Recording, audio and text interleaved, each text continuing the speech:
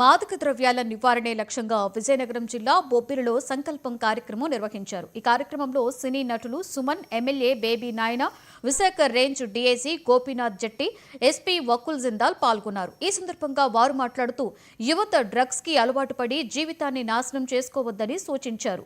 గంజాయి రవాణా చేసినా, వాడినా, సాగు చేసినా క్రిమినల్ కేసులు నమోదు చేస్తామని హెచ్చరించారు.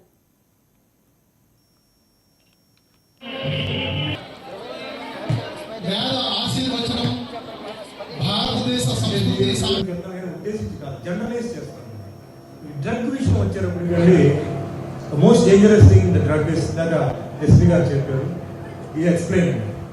మీకు తెలియకుండానే you may kill your parents, మీకు తెలియకుండానే you may kill your siblings. This is the danger in drugs అనమాట. మత్తు వస్తుంది, కాసేపు అలా ఉంటాయి, వేరే విషయం. ఇది నెంబర్ 1. నెంబర్ 2, అబ్బాయిలు ఈ డ్రగ్స్లో ఇన్వాల్వ్ అయిపోయి పోలీసులో దొరికిపోయి న్యూస్ ఛానల్స్లో వచ్చి వాళ్ళ ఫ్యామిలీకి ఒక చెడ్డ పేరు తీసుకొస్తారు. అది అవసరం? ఇంత ప్రేమ అభిమానంతో పెంచిన మీ తల్లిదండ్రులకి మీరు ఇచ్చే బహుమానం ఇదా? ఒక చెడ్డ పేరు ఇలా ఛానల్స్లో వాటిలో డ్రగ్ ఎడిక్ట్ అయ్యేది. సో ఇది పక్కన పెట్టండి.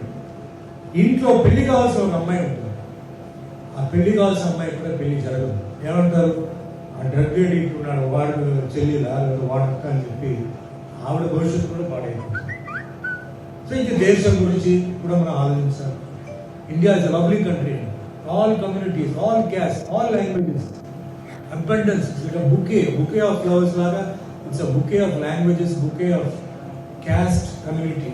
Wonderful India. దీన్ని చెడగొట్టాలని చెప్పి చాలా మంది విదేశాల వాళ్ళు ట్రై చేస్తున్నారు. Sending in drugs.